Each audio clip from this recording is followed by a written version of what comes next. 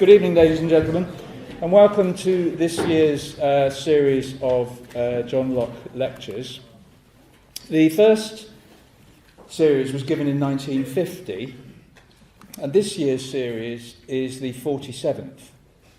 And as this is the Maths Institution, I should probably point out that in the 1950s they didn't give a lecture every year. Last year's lectures were given by Michael Smith, and lecturers before him have included Ray Langton, Martha Nussbaum, David Chalmers, Robert Brandom, Kit Fine, Christine Korsgaard, Robert Nozick, Jerry Fodor, Thomas Nagel, David Lewis, Hilary Putnam, Donald Davidson, Noam Chomsky, Wilfred Sellers, and many others. The lecturers are chosen by the faculty as a whole, and this year we're delighted to welcome one of the world's leading philosophers, Professor Peter Railton, Gregory S. Kafka, Distinguished University Professor, and John Stevenson Perrin Professor at the University of Michigan. Peter's best known for his work in ethics, the philosophy of science, and political philosophy, and he's familiar to generations of undergraduates here who've been reading his groundbreaking papers, Alienation, Consequentialism, and the Demandingness of Morality, and Moral Realism, for the last 30 years. And that's something they'll continue to do, I'm sure, for many years to come. These are just two examples from an enviably large corpus of penetrating, open-minded, and profound philosophical work, extending from probabilistic explanation through Locke, Marx, aesthetic value, and evolutionary biology, to, of course, metaethics, and work on cognitivism, realism, and moral psychology. Some of his essays are collected in a 2003 book called Facts, Values and Norms, Essays Towards a Morality of Consequences, which is a book all of you should read if you haven't already. One of Peter's most notable qualities is his capacity to cross the boundaries between philosophy and other disciplines, especially perhaps psychology, interpret what he's found there and make it genuinely helpful to philosophers and psychologists.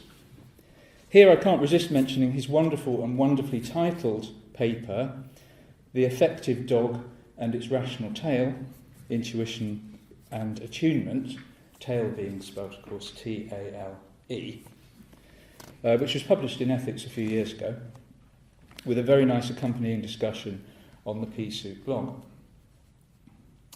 I think we'll see him crossing boundaries among much else in his lectures this term, which are entitled Learning and Doing, Toward a Unified Account of Rationality in Belief, Desire and Action. We have a real treat in store, and on behalf of the faculty as a whole, I'd like to thank Peter most sincerely for accepting our invitation to present these lectures.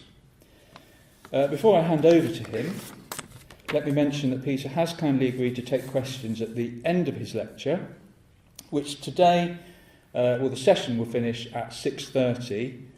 Usually the session will finish at 7. It'll finish at 6:30 today because there'll be a drinks reception just outside the lecture theatre, and for that we'd like to thank Peter Momchaloff and OUP and the Maths Institute, and I hope you'll all be able to come along. I should add that there'll be podcasts of the lectures on the faculty website for those of you who would like to listen again.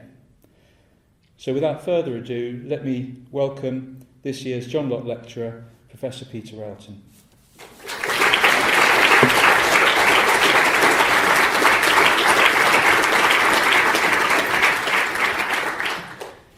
Well, thank you for that generous introduction, and thank you all for coming.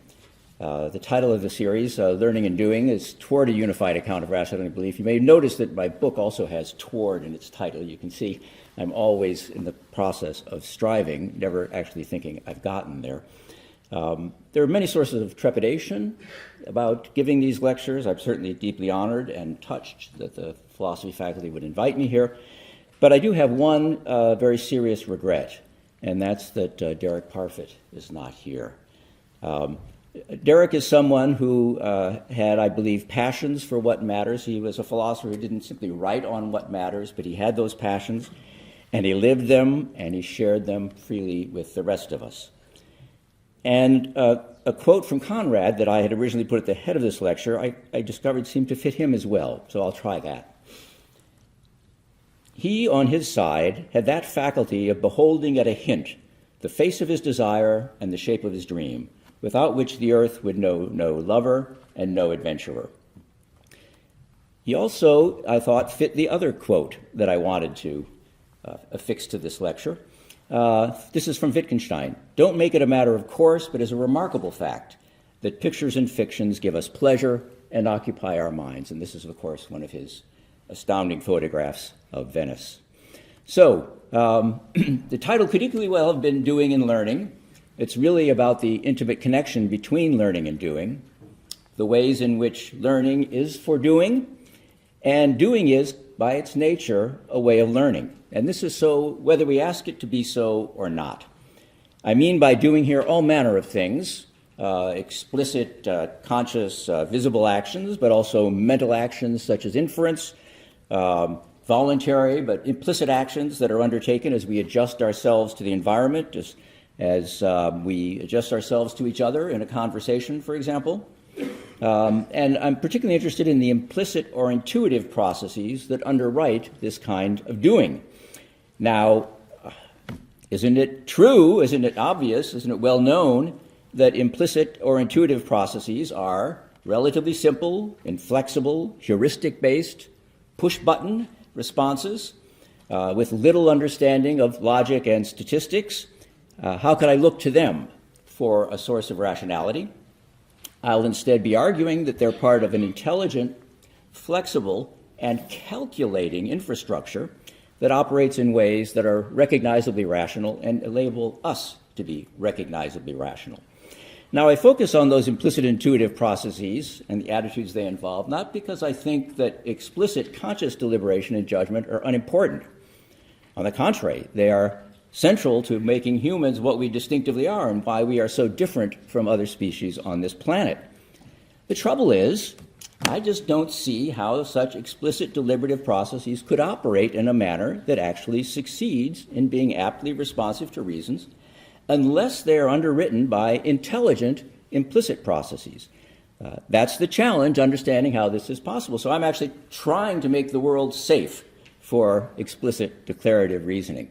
Well, that's the challenge. I'm tacking upwind against some fairly serious currents here, both in thinking about the intuitive mind and in thinking about the importance of deliberation and practical reason. But I hope to convince you that if I am wrong, I'm wrong in an interesting way. So, I begin with the inspiration that comes from Richard Feynman, the physicist. What I can't build, I don't understand. And so, over the years, and this has been many years, I set myself the task of trying to build core constituents of our capacity to be aptly responsive to reasons. Such constituents as desire, belief, intuition, inference, action itself. And frankly, I've used whatever help I could find, from philosophy, but also from empirical psychology. And I'm going to use the occasion of these lectures to try to pull together these thoughts in a unified picture of mind. Some of you will have seen some of the material I'll be presenting over these lectures before.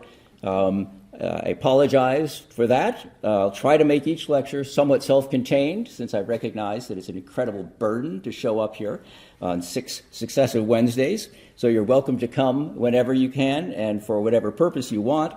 And my method is going to be pseudo-naive. That is to say, I'm going to begin with some field notes about these processes and states and attitudes. And then I'm going to develop something that I call a job description for them. It includes a lot of things: truism, paradigm cases, dynamic and conceptual roles, and so on. And then I'll be asking what might fulfill these job descriptions or explain these field notes as fully as possible, while not simply inventing or stipulating the facts. That's the discipline I hope to hold myself to. And that's because I'm a naturalist. Now, while I'm a naturalist, I think that this project is equally congenial to non-naturalists. if we're going to avoid skepticism about morality and rationality, we all need to be able to see how it's possible for creatures like us, with a psychology like ours, to be aptly responsive to reasons. We need a story that can make that coherent. And though it took me a long time to see it, I was stubbornly refusing to see it, I suppose, Aristotle, Hume, and Kant set themselves similar projects in their work, and certainly were not averse to wandering into psychology, or inventing it in Aristotle's case, in order to try to make the project work. Okay, well, rationality, I don't want to fight over the word. I realize many people have invested more in this word than I have. I'm going to distinguish two kinds of rationality. One is narrow, that is concerned with deliberative reasoning and control of thought and action by such reasoning. And the second is broad, which is concerned with apt responsiveness to reasons in thought and action by deliberative as well, non-deliberative as well as deliberative means. And so I'm going to be encompassing in this category such things as attention and perception, say the direction of attention, memory and imagination, how the imagination is used in deliberation, inferential dispositions, how we make transitions in thought, emotion and motivation, implicit as well as explicit behavior. And if you're more comfortable calling these aspects of our reasonableness, or even just aspects of our responsiveness to reasons, that would be fine with me. That's the goal of the project. Why am I talking about reasons? It sounds kind of peculiar to stand up here and say apt responsiveness to reasons so frequently. You might think, so we get up in the morning and we wonder, what reasons will we have today? We're looking for these reasons. And in fact, reason is just a philosophical shorthand for speaking about much more substantive things, things that relate to us as cognizers and agents, things that matter to us. For example, facts and evidence, needs, goods, and harms, whether our own or others, relationships or practices, communication and meanings. These are all things that we need to be related to as cognizers and agents, and reasons is a term we use for that relation. Reasons matter because these things matter.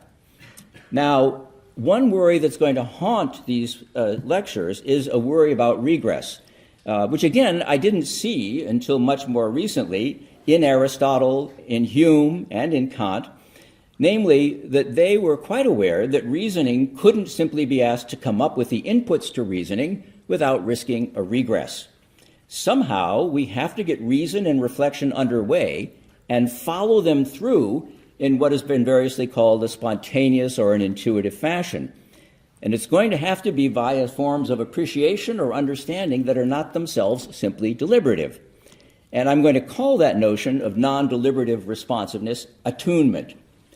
And my claim is going to be that given the vast array of human activities, the complexity of human social and personal life, the changing contexts that we inhabit or make, that some kind of blind dispositions or automatic responses wouldn't suffice. If we're going to have these non-deliberative responses, they're going to have to be sophisticated, complex, contextually sensitive, and sensitive to content. Okay, well, today we're going to focus on desire and motivation. And questions of motivation are of particular interest in ethics and metaethics, not only because you have to motivate people to be moral, but because they've played a really outsized role in ethics and normative theory, in metaethics as well. Today, I'm going to mention two of those roles, the dispute between cognitivists and non-cognitivists about the nature of moral judgment, and disputes about the relation between motivation and well-being. So what about moral judgments? Well, a view known as judgment internalism holds that moral judgments must have motivational force for the person who makes or accepts them. Without this, morality would fail to have a genuinely practical character. It would be possible, for example, to make a moral judgment sincerely while being quite indifferent to whether anyone, oneself included, ever acted accordingly. And this has, of course, been a motivating thought in non-cognitivism and its successors from Stevenson to Gibbard and onward. And it is indeed the principal fault line in this debate between cognitivism and non-cognitivism that has dominated metaethics for the last half century or more. But my question is going to be, why does the involvement of motivation lead to non-cognitivism? And I'm going to begin in what might seem like a very unpromising way, because I'm going to start with the so-called standard or Humean model, and we'll talk more about this over time. But I believe this model has more resources than we have seen, and I'm going to try to convince you of that today. On the standard view, the Humean view, which is supposed to support this internalist reading and this non-cognitivist conclusion, how do we get to non-cognitivism? Well, it's fairly simple. Belief we take as a representational state. It has mind-to-world direction of fit, a fancy way of saying that it is correct when it accurately represents the world. It is therefore capable of truth or falsity and earns the honorific cognition. What about desire? Desire is non-representational. It does not have mind-to-world direction of fit. It's got world-to-mind direction of fit. We don't speak of desire as true or false, and therefore it's not cognitive. In fact, it's conation rather than cognition. And so the thought is, if we have to get action out of moral judgment, we've got to get not just cognition, but something additional to cognition, and that won't itself be cognitive. It will be some other kind of a state, something like a desire-like state that lacks the typical marks of cognition: representation, world-to-mind, mind-to-world direction of fit, and capacity for truth or falsity.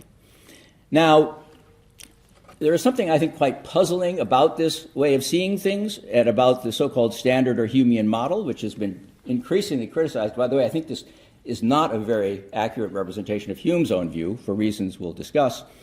Beliefs and desires, it has been pointed out, might indeed suffice to cause action. But do they suffice to show that action was done for a reason, even from the standpoint of the agent? Now, at one point, it was more or less the standard view in theory of action. This is about when I came into philosophy, so it gives you an idea of how long ago that was. It was more or less the standard view that beliefs and desires are paradigmatic reasons for actions. After all, if an agent is acting, her rationale is that she's seeking what she wants in light of what she believes. And this was thought to be deeply connected with rational choice theory as well, which understands choice in terms of credences and preferences. So that was a firmly anchored idea in the theory of action. However, since then, people have pointed out that if desires are simply non-cognitive dispositions to act, what kind of rational intelligibility can that really confer on the action? Warren Quinn, in a justly famous paper, writes, "Suppose I am in a strange functional state that disposes me to turn on radios that I see to be turned off. I do not turn them on in order to hear anything. My disposition is, I am supposing, basic.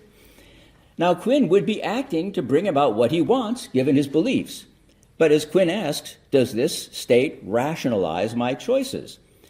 And he writes, sensibly, I think, told nothing more than this, one may certainly doubt that it does. Has my behavior been displayed as the behavior of a rational creature because we found this motivation that it served?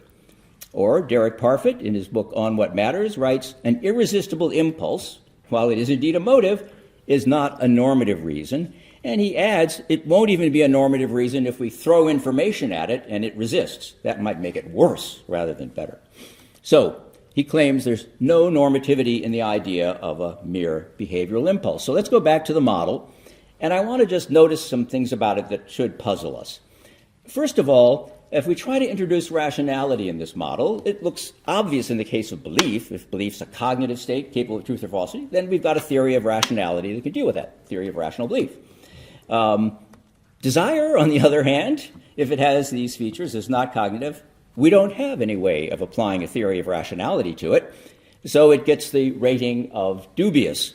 But could Mother Nature really have been so feckless in designing our motivational system as to leave us rudderless in the world with respect to the considerations that attune our motivations?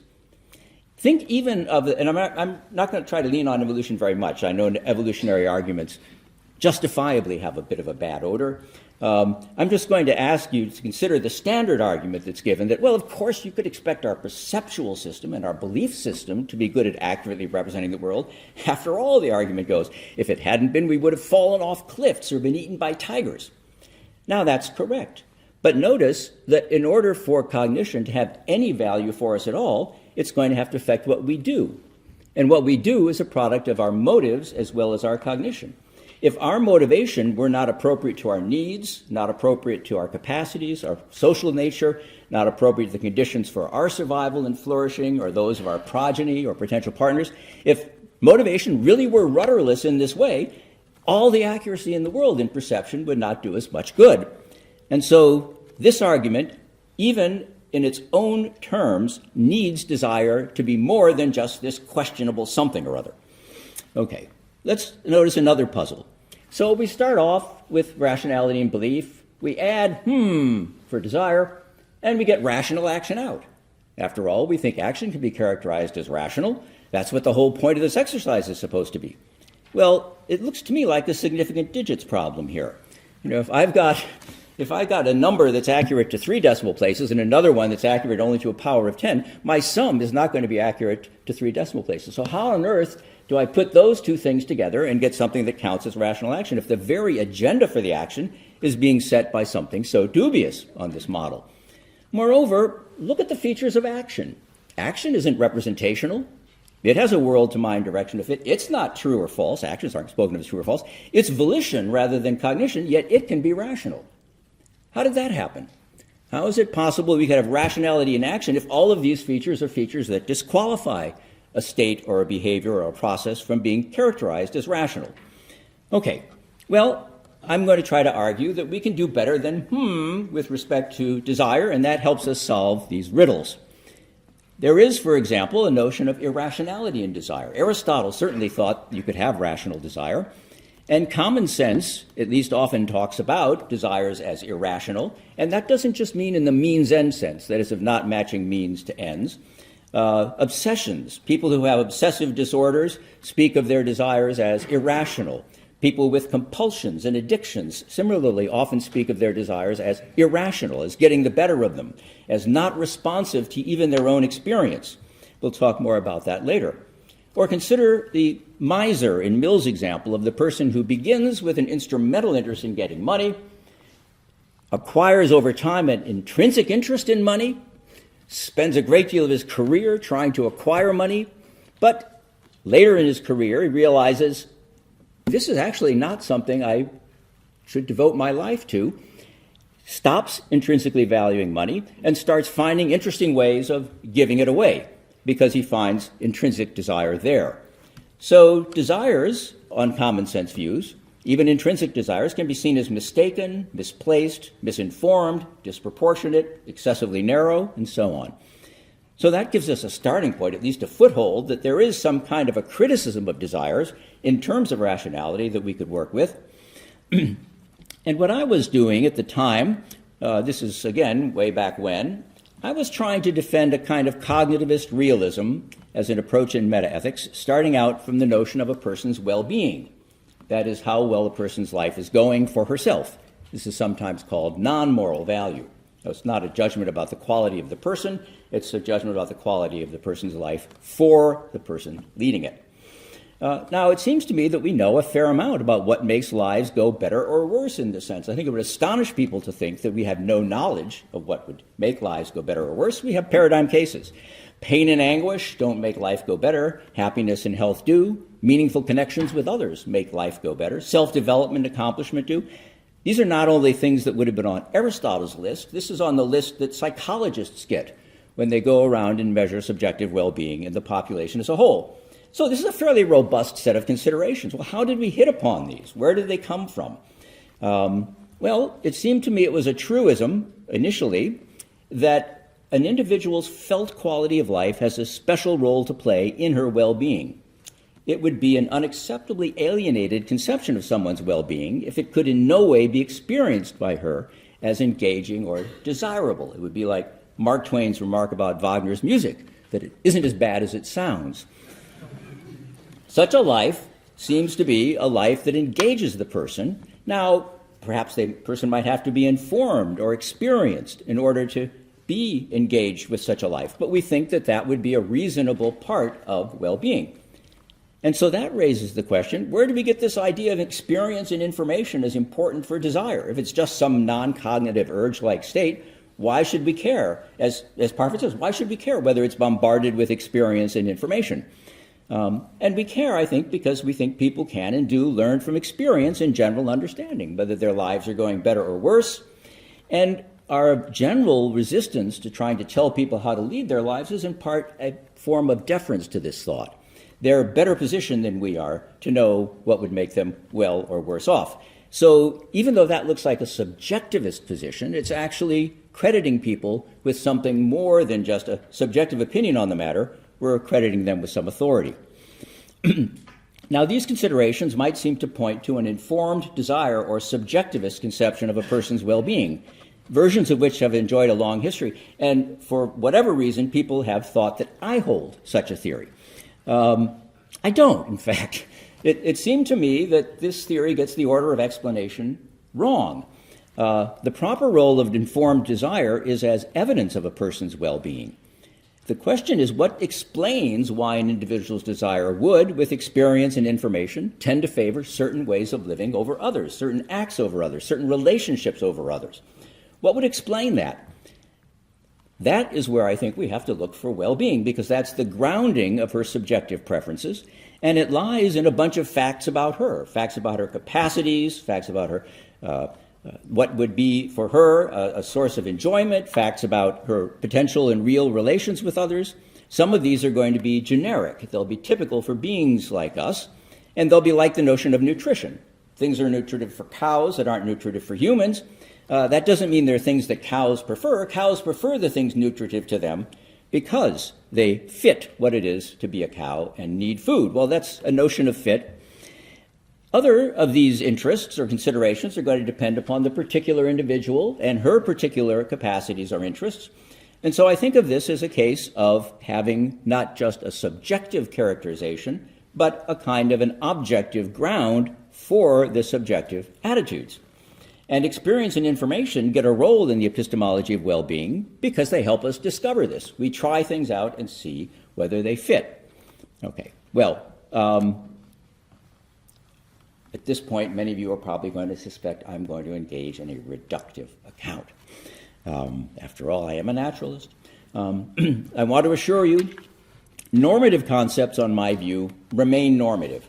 Concepts of reasons, well-being, reasonableness, health that I've been using, I think of as normative concepts. I don't think they can be reduced to naturalistic concepts without residue. But the reason-making considerations, they are matters of facts. Facts about us, facts about the world, facts about what might count as evidence for something else. And so the reason-making considerations aren't themselves thought to be normative, and as even Derek Parfit admits, the concept of reason is what enables us to think about these considerations in a distinctive way, to use them in deliberation, for example, with special relevance to action. But it isn't an added ingredient. It's not something we need to sprinkle on these features in order to make them reason-giving.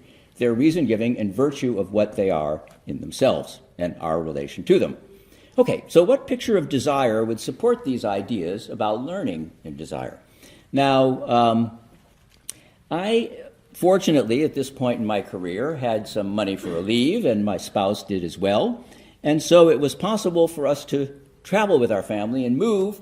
And I set myself the project on that trip of trying to figure out the nature of desire. And here are some field notes.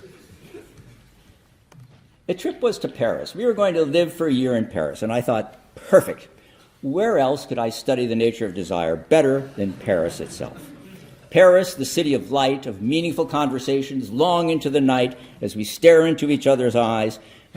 What could be a better scene for a philosophical investigation into desire? Well, this is actually what Paris looked like to me. I had a young family. We had an apartment with various antique and quaint appliances that malfunctioned in mysterious ways. Children in school needed exactly the right kind of cover for their school books. And so I spent my days shuttling back and forth in the metro, taking kids to school, going to the repair shop, and so on. And I thought to myself, I felt sorry for myself. I thought, this is great. You know, here I am in Paris studying the nature of desire, and I'm stuck in the subway, in this dingy, dark subway. But then I realized I was actually in the perfect place to understand the nature of desire, because there were two worlds in the subway.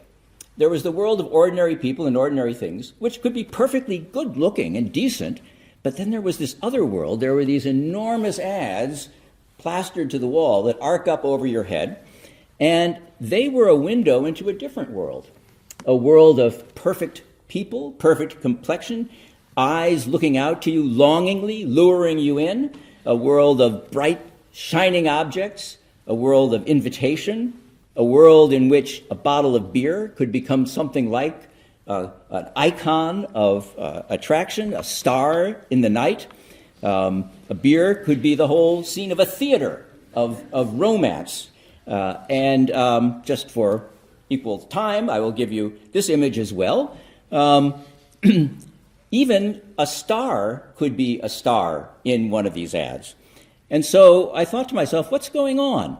Why are these ads taking the form that they do? They surround their objects with some kind of a halo almost and draw us toward them in that way. These could be perfectly mundane objects. This is a subway, a train for the suburbs, but it was a rocket ship traveling through the night, throwing off sparks. And I learned that this was not a new custom, that the French poster tradition had long drawn upon this idea of the star as a compelling source of motivation. That's what was going on. And so I cheated a little bit. I looked in the dictionary, and I found that the term desire comes from désider, which is apart or away from the stars. So that's the two components, the attraction of the star and the longing that comes from distance from it. And once I got this picture, I realized these images were all around me. This is the Eiffel Tower, of course, with its beaming beacon calling to us from miles away. The French weren't the only ones who did this. There are various objects of desire nearby, which become for us symbolic embodiments, attractive embodiments of such goals as learning and understanding. Even in the United States, I discovered when I went back for a trip, this idea was a fundamental idea in advertising. So, one last example of this, from an unusual source perhaps. Remember Kant's description of the goodwill and his attempt to get us to see the intrinsic value of the goodwill. It's a piece of advertising.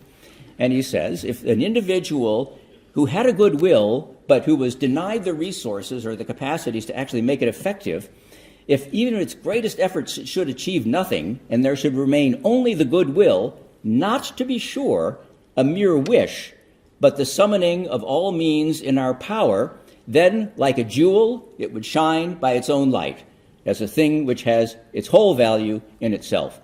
And so this, I thought, these ads, these were attempts to create an external image that was the internal image of desire. This is what it's like on the inside when you're desiring a cup of coffee in the morning. And the advertiser is cleverly posting this on a wall to elicit from you the same kind of response that the thought would elicit with you inside. And so I started drawing these funny little things in my scraps of paper. And that's me standing on the side of the subway track. There's this representation. I have this very favorable response to the representation. Of course, it's not just that I like the representation. The advertiser is not going to be happy if I decide that I like the pictures. The advertiser wants it to be the case that the object referred to by the representation, the representation pulls me toward that object. And what it does is, even if I had no antecedent desire for a cup of coffee, that representation can elicit in me a wanting for the object that's represented. And if it does, then the advertiser succeeds. I will want to have a cup of coffee thanks to the effectiveness of this imagery. So you might ask, why don't the advertisers always win? Why aren't we like robots wandering around the streets looking for coffee or the Louis Vuitton luggage or whatever it is that we've been seeing? Well, one thing is not all the images are great. So for some reason, having a little boy's trousers and shoes in your beer just does not draw me toward it. As we know from Oscar Wilde, there's another better reason why advertisers don't always win, because there are only two tragedies in life. One is not getting what one wants, and the other is getting it. So here is an ad that was compelling to me. You probably know about pastis. It's this drink. I knew they drank it in the south of France while leaning on the zinc and talking to each other. I thought, I've got to try this. It's got this magical property that you pour it into water and the thing turns milky white. And so, sure enough, when I had a chance, I went into a bar and ordered one. And they promptly poured the pastis into the water, and it turned milky white. I thought, this is wonderful, and I took a taste, and with great eagerness discovered that it tasted like dilute licorice water. Now, I assume you can acquire this taste. I'm told that most tastes can be acquired. I had not acquired this taste. I didn't see much of a reason to acquire the taste, and these ads lost their magic for me. I could see 100 of these ads and have no interest at all in going out and buying a bottle of pastis, much less trying to finish the glass, which I never indeed could. So here's my second passive desire. There is the positive affect. It is toward the object via a representation of it. It regulates focused motivation toward the object, but it also generates expectations. These are expectations of what it's going to be like to realize the object. And then these expectations, that little X thing is what computer people write for a comparison. These expectations are compared with the actual outcome of getting the object. And that then forms a kind of a feedback loop. And what it does is it builds up or builds down the affect that the representation is able to elicit in you. And in this case, it built it down. In other cases, of course, the affective expectation might be exceeded, and it would build it up. Okay, so that's the second passive desire.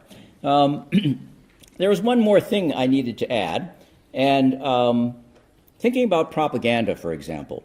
Propaganda can create an ideal that isn't just a product. It's not just something somebody wants you to buy. It's actually an ideal that can pull from people incredible sacrifice and incredible commitment over years and years of time.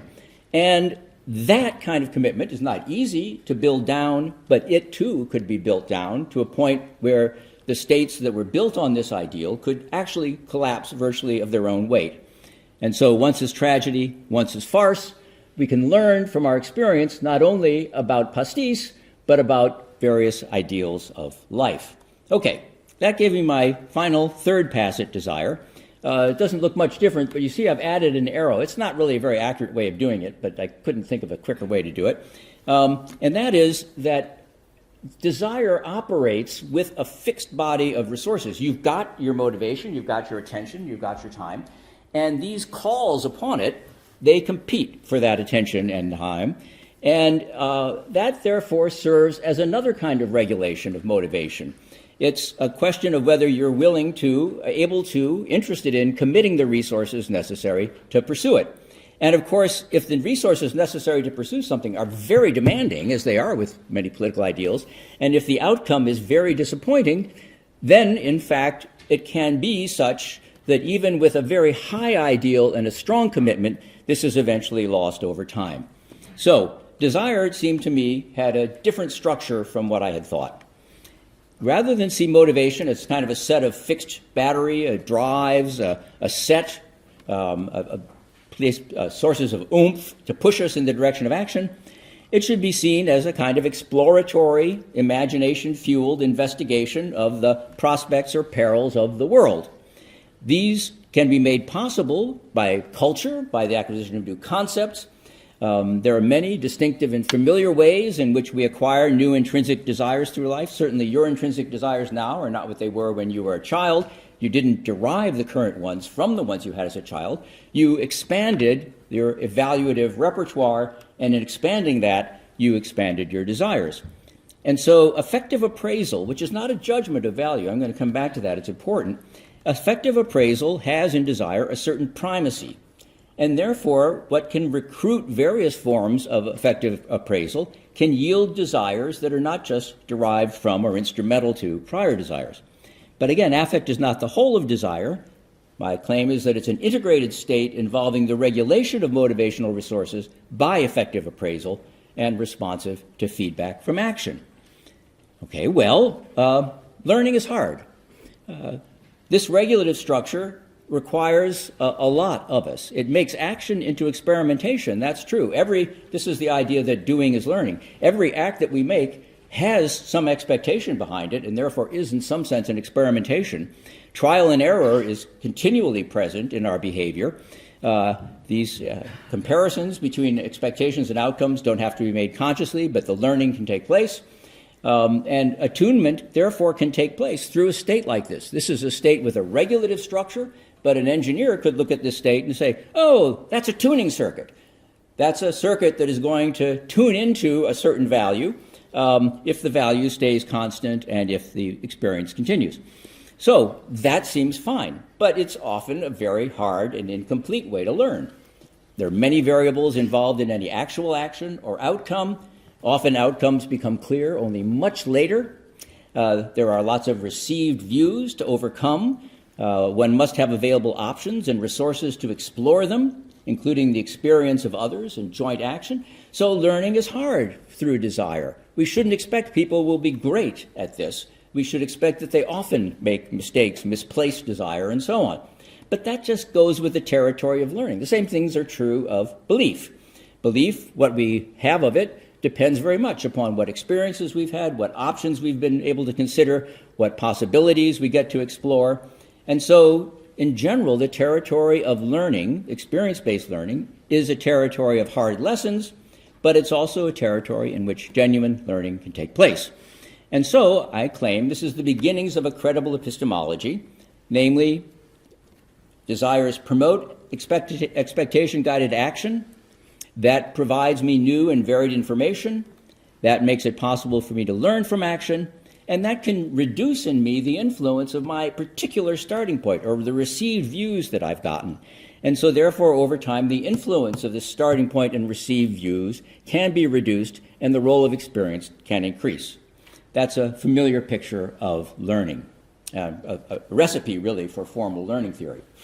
Okay, well, what about the job description? What are some features of desire that this picture should explain if it's going to work? Well, desires are non-voluntary. As everyone who's tried to diet knows, you can't make yourself have strong desires.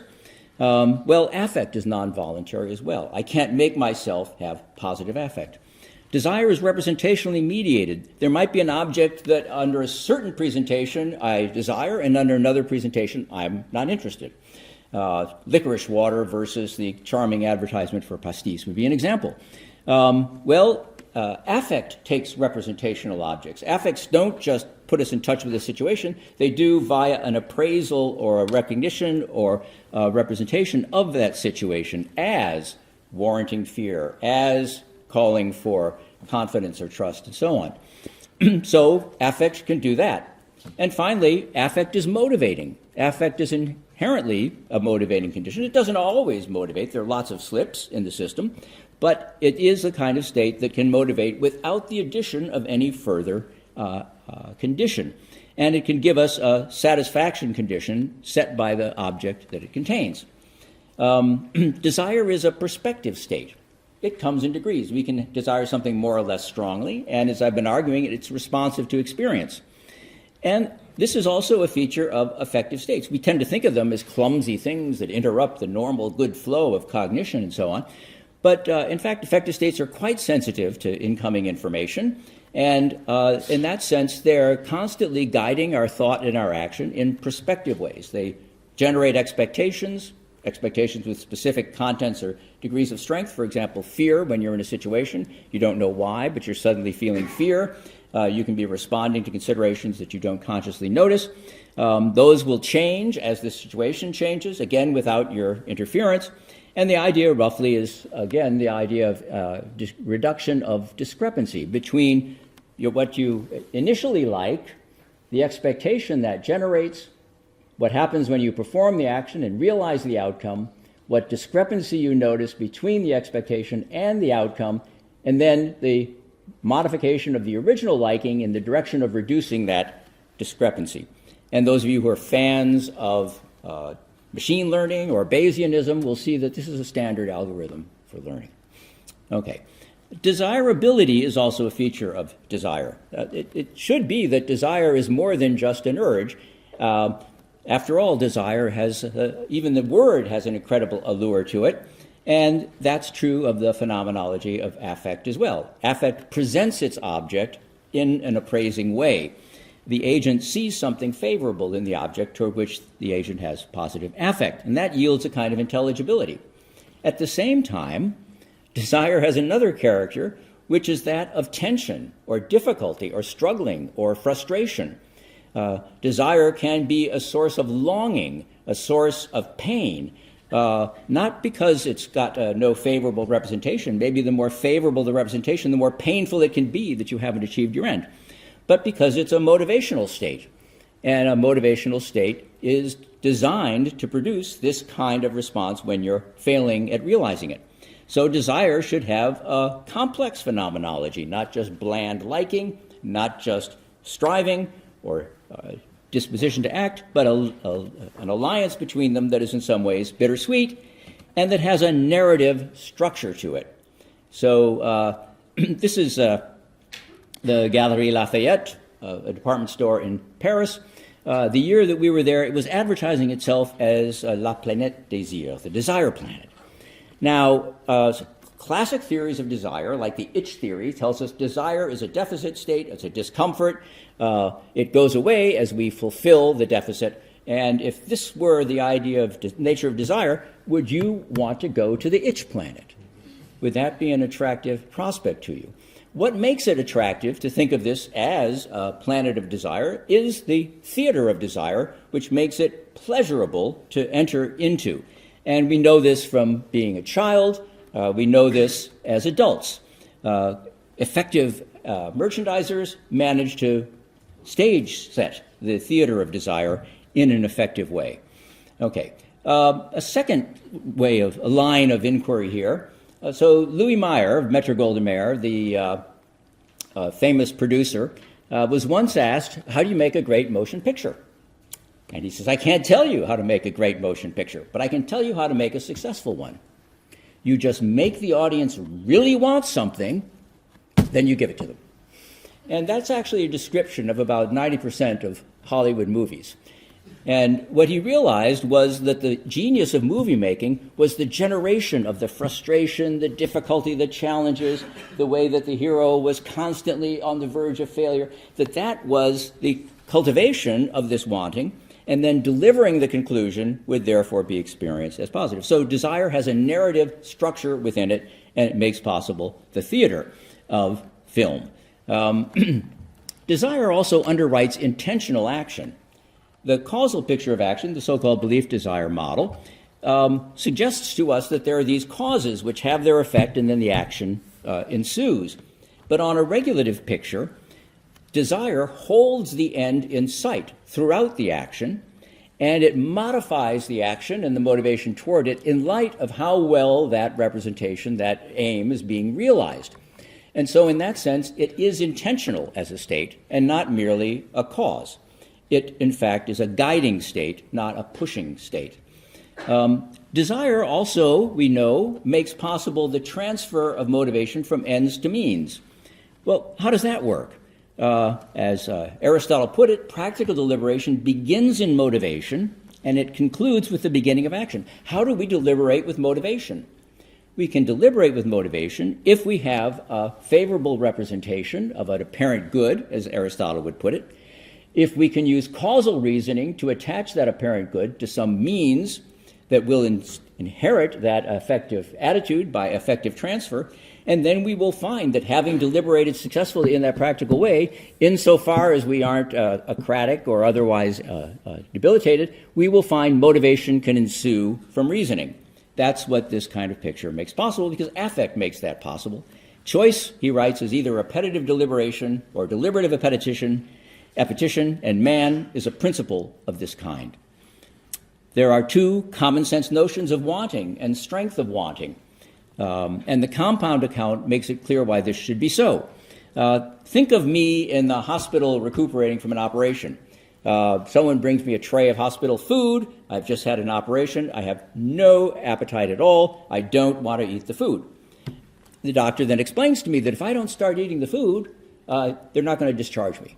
They won't discharge me until I'm eating an adequate diet. Well, I now want to eat the food, but I don't want to eat the food. I have no appetite as such, but I have a strong goal: get out of the hospital. And, before some hospital bug fells me. So I'd like to get out of the hospital. I can therefore, if I'm an effective desirer, invest enough affect, positive affect, in that idea to actually produce some motivation to eat. And you'll see me there choking my dinner down. This is also where weakness of will comes in. because sometimes that favorable effective representation is not as strong as a very powerful local stimulus, a very concrete stimulus in front of us, and in that case, wanting can have an impetus that comes not from the favorable representation, but from the stimulus itself, and in that sense, we will feel a loss of control. The regulative structure will be interfered with. And here's an advertiser's image of the idea of obsession. Remember, we talked about obsessive desires as in some sense irrational. Here is an actual image of what obsession tends to look like. These are women at slot machines. This is a person who is an obsessive nibbler of nails, an obsessive gambler. Obsessive behavior loses the positive appraisal, the hedonic shine of desire, but wanting is still there. And we'll see in a minute where that wanting might be coming from. But that's why we could have this kind of devoted obsessive activity that would continue to motivate, but people would feel it was irrational. It was not under their control. Okay, finally, I want to mention that disorders of the affective system manifest themselves as disorders of desire. Depression, which is a deficit of positive affect, leads to a loss of desire, an inability to be interested in action. Mania, which is a surplus, results in willingness to see every idea that floats through your head as a great idea, and launching out and investigating it, or realizing it and paying no attention to how well it works or not. So these are both cases that disrupt the normal regulative structure within desire. And so again, they feel like irrationality and desire. Okay, am I just making this up? Right? You know, I've been positing these psychological components and putting them in relation to one another, and I could be making it up. So I thought I'd better go across the hall and talk to some psychologists. This is an image that comes from a rubber stamp that I once found in the philosophy department. We were clearing out some cabinets, and there was this big red stamp. And I thought, this is what they used on papers. You know, when they finally got fed up with the student paper, they would, not philosophy. I learned actually that it was for rerouting mail. But I keep this stamp in mind because I realize that what I'm about to do is to wander into psychological territory, both where I'm not an expert and where it isn't, strictly speaking, philosophy. And so I'm going to have to beg you to follow me to see if you find it inspiring.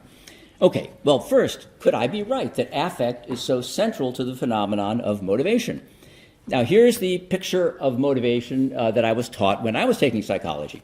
So what you see up here, you see the sensory stimuli coming in. They affect perception. That then causes us to update our knowledge and our beliefs via concepts. That then can interact with our personality and mood, and that then can produce desire. And so desire is way down here, downstream from belief, downstream from conceptual judgment. Here is the current boxology, if you like. These are synaptic connections, so they're getting much more accurate about what they're doing. And what you'll see is that the sensory information that's coming in here from vision, from touch, from olfaction, and so on, after a very few synapses, it's connecting to the affect and reward system. That is to say, the information is first going into that system. That's a system that also houses memory. And as a result, information gets coded in the affect reward system before it goes on to higher order decision-making and cognition. That is to say, the affective system is mediating and coding information for importance, relevance, strength of value, and so on. And that's a sensible design for the system. It's one that we inherit from our mammalian ancestors. Well, are liking and wanting genuinely distinct states? Did I make that up? Well, after a year in Paris, I thought I'd really better go see some psychologists about this, so I thought I'll take a motivation seminar. And I wandered into this motivation seminar with my little drawings. And after the first couple of meetings, when we talked about reinforcement schedules and lever pressings and so on, I thought, well, I'd get up my courage, and I walked up to the professor, and I showed him these little pictures I was drawing. And I said, do you think there really are these two states, liking and wanting? And it turned out he was the world's expert on the distinction between these two states. He's been devoting his career to distinguishing them and to mapping them out very carefully in the animal model and also in humans. Liking is a species of positive affective interest. It's an attraction to a prospect. It's an approach motivation. It's got a hedonic character to it. It's even got a facial expression to it. This open mouth is a facial expression of liking that you can find even in rats. Wanting is what Berridge calls incentive salience. It galvanizes attention, it powers motivation and action, but there's nothing inherently hedonic about it. Now, this is an interesting case because these are fans who can't actually bring about the outcome that they want. But they want it so much that behavior is actually leaking out of them. They're kissing the flag of their team to try to make it the case that a penalty kick scores a point. And so that is a state that's a very powerful state, but it's not a positive hedonic state for them to be in, as you can see. Okay, well, are those attitudes normally coupled in a regulative structure? And it turns out that Berridge's great area of expertise is addiction. And what he found was that in addicts, the hedonic value of a drug, the pleasure that they get from taking it, tends to decline over time. But the incentive value, their motivation to take it, tends to go up. And the argument that's given is that drugs and other activities like gambling operate directly on the system that powers wanting, and therefore dysregulates wanting away from what it is that we like. And therefore an addict can find himself, like Frankfurt's famous addict, not really enjoying the addiction, not wanting the life that it gives, but powerfully motivated still to pursue it. Okay, so there's something to be said for that view, but does the affective system really represent and learn value? Isn't value kind of a fancy word for the affective system? Value's got to have magnitude, it's got to have valence, it should permit an ordering, a cardinality, it should have a marginal character, it should permit discrepancy detection and choice guidance. Is there anything like that in the affective system? And this is a paper that I found when I came back from Paris. Do people know this paper? It's Wolfram Schultz and his colleagues. They were studying reward-based learning. And what's going on here is there's a macaque sitting in a chair, and there are some electrodes projecting into its midbrain, so-called dopamine neurons, and it's just sitting in this chair, and during this interval, nothing much is happening. This is just the tonic random firing of neurons. At this point, R, it's given a squirt of sweet juice, which it likes. And then you see this spiking of dopamine here. Now, initially, you might think, that's the pleasure response. Dopamine, pleasure, right? We all understand that. But then, being a psychologist, they give it a conditioning stimulus. They turn on a light a second and a half before the juice arrives. And what happens is that spike moves forward to the time that the light comes on. And if you look at what happens when the juice arrives, nothing happens. Well, does this mean that the rat has stopped liking the macaque has stopped liking the juice? That it's only enjoying the light? No. What it means is that that signal is not a pleasure signal. It's a prediction.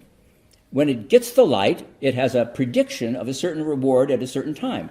And if that reward arrives just on schedule and just as expected, there's no reason for these neurons to fire at all. There is no news. The prediction was vindicated. Well, let's try the experiment of giving it the light. The dopamine neurons spike up, and we give it no juice. And this is what happens in the neurons. And again, these are recordings of individual neurons. This is a discrepancy reduction mechanism. It's a test for whether expectations were met. And that's what these are measuring, the so-called reward prediction error.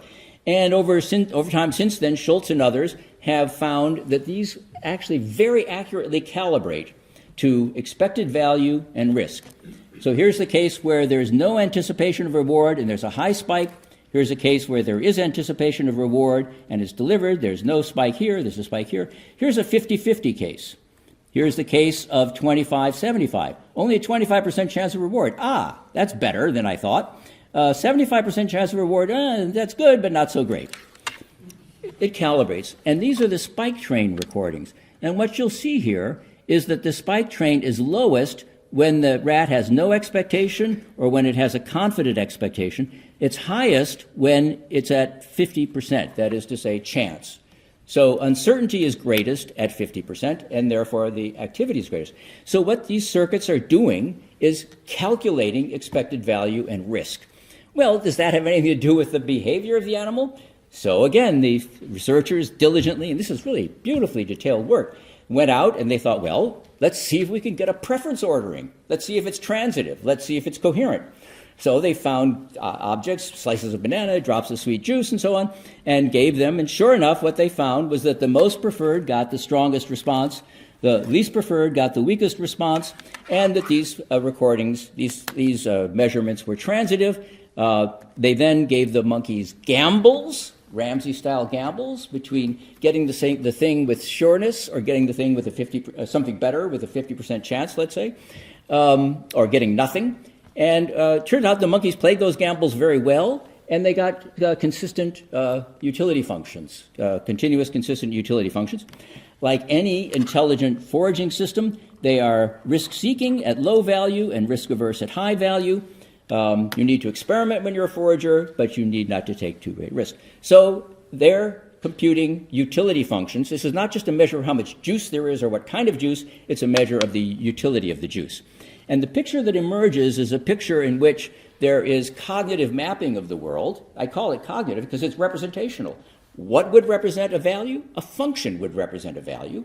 And the function is representing the value landscape, both the risk and separately the reward of the landscape to the animal. And when we know that landscape, we can predict the animal's choice. Humans, you can't just strap in a chair and stick electrodes in their midbrain, so you can just take measurements via something like an fMRI. But insofar as we've been able to do that, we have found that in the human mind as well, you see exactly the same pattern. For a fixed reward, there is a linear increase of activity in this region as the probability goes up, and the activity is maximum at 50%, that is where highest uncertainty occurs. And so this is a picture of the current view about mapping these regions of the mind. So we're doing this too. You're listening to me calculating probabilities. Like, is he going to go on forever? Right? Back to philosophy, anyhow. So what I would claim is that desire is a distinctively fitting attitude with respect to value. That is to say, a desire has the components needed to accurately represent value. First, it involves a positive, affective representation, and only that kind of representation can capture things like the category, valence, and magnitude of a value. And so desire involves this kind of a favorable representation. But there's another feature of value that is just as important, which is that it matters if something values whether you actually get it, or if it's valuable whether some other person gets it, or the world gets it. And so a state that merely had a positive affective representation but supplied no motivation would not be a fitting state. And so what makes desire a fitting state is that it allies motivational force with a favorable representation and puts the regulative structure in such a way that the regulative function is served by a representation of the character of the value, and it is factored into action, into real responses via the motivational system. And that makes desire a fitting attitude with respect to value. It respects both characteristics of value. And I want here now to just contrast this with a belief that something is valuable, or belief that something is desirable. Is that a fitting response? Well, in one sense it is. It could very well be something that's desirable or valuable. But unlike the mere belief, the desire actually tracks the character, magnitude, valence, and power directly of the value, and directly has a connection with action on behalf of value, and belief doesn't do either of those things. And so this helps us understand the debate among philosophers over internalism. The non-cognitivists were right. Merely having beliefs about what's valuable would not be the stuff of morality. It would not be enough for morality. You need these appreciative attitudes that can regulate motivation. Good. But the non-cognitivist is wrong about something, which is that these are not non-cognitive states. These are representational states with considerable structure, considerable representational power, and so therefore, yes to motivation, but no to non-cognitivism. And the picture here is that there are various ways for the mind to fit the world. Truth is one, when you've got a representation that's like a proposition, but there are other ways as well. If you've got a function, what the function could do would be correct rather than true. It could track a value or not track a value. Attention can be more or less well-directed. A function can be more or less accurate, more or less proportional. These are all forms of mind-to-world fittingness, and they're all ways of cognizing reality, and desire is a full participant in this system, as I claim. Now, I want to end with a shameless appeal to authority. Again, it might be a little surprising to appeal to Kant on the question of desire, But here's what I found in the Metaphysics of Morals, and actually consistently in Kant's work elsewhere.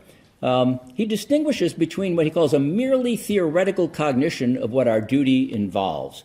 For example, applying the categorical imperative. You can apply the categorical imperative to a maxim, determine whether or not it can be universalized, and make a judgment as to whether the action is permissible or not. That's a merely theoretical cognition. But he says that's not sufficient for action from duty. You need to have a practical appreciation of the moral law and of others as ends. What does practical appreciation involve for Kant? It involves the moral feeling. This is what distinguishes action from duty from merely legalistic action, action which simply follows a rule without representing in any way the value behind the rule. What is this feeling like? He calls it respect or reverentia. And he tells us quite definitely it is a feeling of a special kind. It is not a judgment. It's not a belief. And without this feeling, we would be, in his words, morally dead, even if we were following the categorical imperative. We'd be like the moral radio man. So the feeling is necessary then in order to get duty underway and to motivate it. It's the way that it happens without regress, as Kant points out. If you had a duty to respect, that would be a duty to have duties. And you would need to have something that would motivate you or bring you to respect that duty. So he says, no, the regress is stopped by this kind of a moral feeling of respect. That has to be a desire, though. As Kant insists, it must elicit and motivate action, as he said in the quote that we considered earlier, not as a mere wish, but as a summoning of all the means in our power. And so a positive effective representation, reverence, allied to the summoning of the means within your power, that is to say, desire. So for Kant, the good will, and the will in general, belongs to what he calls the faculty of desire. And the will for Kant, including the good will, belongs to a faculty, the function of which is the following. The faculty of desire is the faculty to be, by means of one's representations, the cause of the objects of these representations. The faculty of a being to act in accordance with its representations is called life. And so for Kant, then, desire is a fitting attitude toward value, indeed toward the highest and unconditional value. Okay, well, let me conclude by talking about Radio Man once more. So here's actual Radio Man. People know about actual Radio Man? So he was a homeless person in New York who found movies interesting. And so what he would do is he would hang around movie sets and look for an opportunity to serve as an extra, because they always needed some homeless person, some person who looked like a bum, in order to act in their street scenes, make them seem realistic. And so he hung around, and he became an extra in dozens and dozens and dozens of movies, and he had this radio hanging around his neck. And he asked, why do you have this radio hanging around your neck? He says, well, I have a feeling of power from this radio because it connects me to things. It gives me music, it gives me information. I'm not just a guy sleeping in the street. So that's Radio Man, and that's the kind of desire that he had. Now, he did become famous eventually as a result. He used that as a way of advocating for the homeless. Here in a picture, we see him having bicycled for 8 hours to Long Island from New York in order to be at a fundraiser for homelessness. That is a real Radio Man. We see the goal, we see the desire, we see the summoning of all the power within his will, and we see a story. We see a narrative there. He makes sense. The story makes sense. It could be a movie. And, in fact, it is a movie. So remember Louis Mayer. The Radio Man movie gives you what you want at the end. Now, not all movies do that, right? French movies, they set the goal of not giving you the object of desire that they so carefully cultivated throughout the entire film. They understand the play of desire is richer than just getting what you want. And, of course, in the Buñuel film, Cet objet de désir, every time this poor guy tries to make a connection with this beautiful young woman, something else stands in his way. And even by the end of the film, he's never succeeded. Now, I want to tell you, though, that this lecture is a Hollywood movie. It's not a French movie. So having made you really want something, I'm going to give it to you. I'm done.